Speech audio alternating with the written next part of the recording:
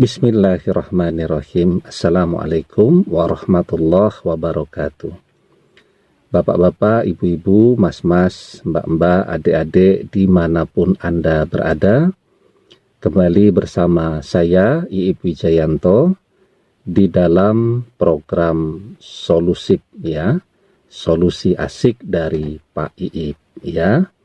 Selama beberapa waktu ke depan, kita akan bersama-sama mengupas berbagai problematika kehidupan, baik muamalah ataupun juga ibadah, ya, berkaitan dengan masalah relasi di dalam rumah tangga, hubungan antara anak dan orang tua, menantu dan mertua, berbagai konflik yang muncul, ya, kemudian juga berkaitan dengan persoalan waris, juga bab-bab ibadah, ya, dan juga tentu tidak lupa segala sesuatu pernik yang berkaitan dengan cinta, ya.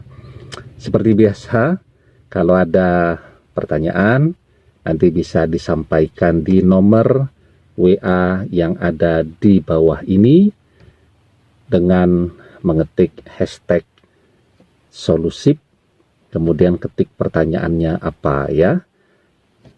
Kalau kemudian pertanyaannya juga mau disampaikan di bagian komen dari video ini, juga silahkan, ya. Nanti tidak akan saya jawab dengan chatting, tetapi akan saya jawab ketika program Solusip ini kita record, ya. Baik, jadi saya langsung ke pertanyaan. Mohon maaf ya, kalau membaca itu memang harus butuh konsentrasi dan fokus luar biasa. Karena ternyata mata saya itu mata tua, ya. Jadi plus kalau untuk jarak dekat sudah sulit sekali untuk membaca sekarang, ya.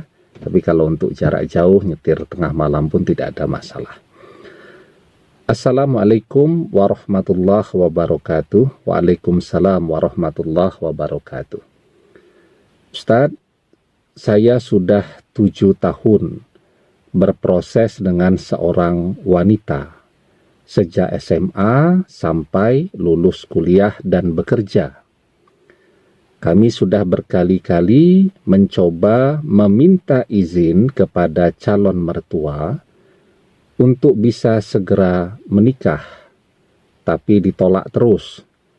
Sekarang calon istri saya dijodohkan dengan kenalan orang tuanya. Apakah ada doa agar kami tetap bisa berjodoh? Mohon jawabannya, ya. Ya, semoga ini dijodohkannya bukan karena orang tuanya punya hutang, ya, seperti di sinetron zaman dulu, ya, atau di kisah Siti Nurbaya. Jadi memang berdoa itu adalah puncak dari segala usaha, dari segala ikhtiar, ya. Setelah upaya-upaya duniawiyah itu kita coba. Jadi ketika kita sudah mencoba menyampaikan keinginan, ya, mempresentasikan visi hidup kita kepada pihak calon mertua dan ditolak terus, ya, ya apalagi yang bisa kita lakukan sekarang selain berdoa. Jadi doa yang diajarkan oleh para ulama kepada murid-murid mereka ketika berharap apakah segera bertemu dengan jodoh, ya.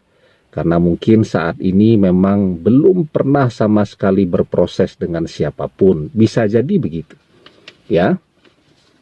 Atau juga dalam proses yang seperti ini tadi. Jadi jodohnya itu memang sudah ada calon jodoh, ya. Sudah ada profilnya, sudah dikenali, sudah berproses, tetapi banyak hambatan, banyak gangguan. Atau kita sudah naksir seseorang, sudah ngincim, ya, kalau bahasanya itu sudah niteni seseorang, tetapi kemudian yang bersangkutan misal cuek saja dengan kita. Nah, maka Para ulama mengajarkan doa di dalam surat Al-Furqan ayat yang ke-74, ya. Rabbana hablana min azwajina wa zurriyatina qurrata a'yun waj'alna lil muttaqina imama.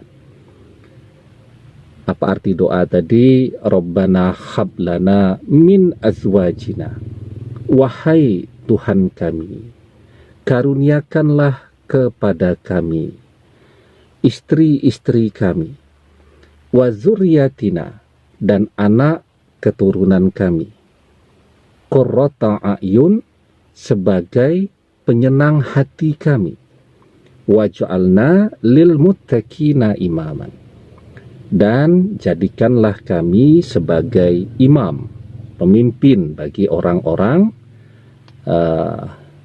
yang bertakwa. Nah, jadi ini doa yang ada di dalam Al-Quran. Berdoa itu yang paling afdol selesai mengerjakan sholat, ya, baik sholat 5 waktu ataupun sholat sunat.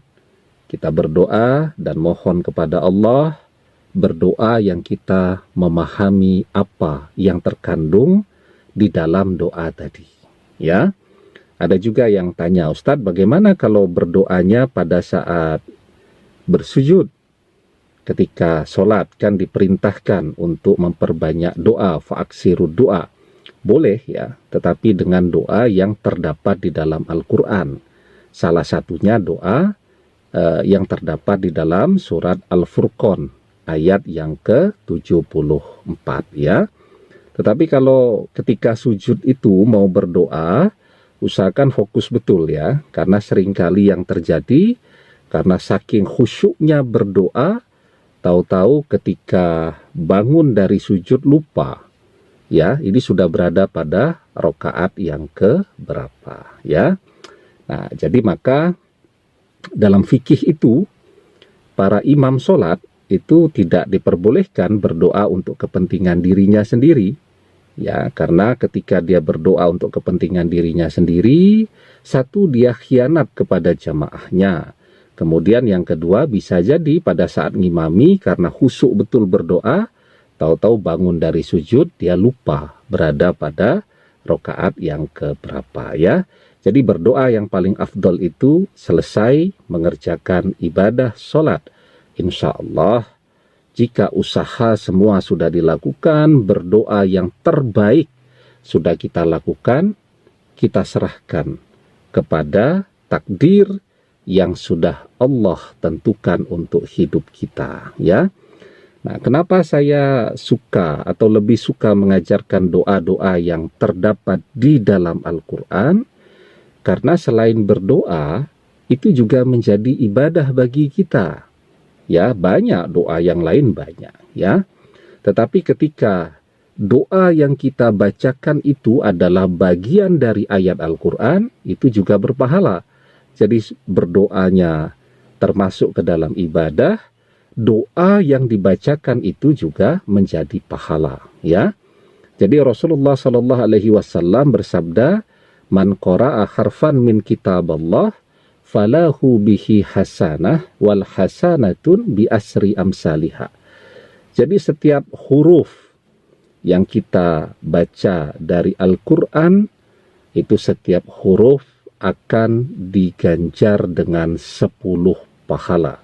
Jadi ketika kita berdoa, Rabbana hablana min azwajina wa zurriyatina qurrata a'yun waj'alna lil muttaqina imaman, itu sudah berapa banyak huruf yang kita bacakan, sehingga ketika kita rajin mendaraskan doa ini, semoga doa ini Allah kabulkan, dan karena kita rajin membacakannya juga menjadi ibadah untuk kita, ya.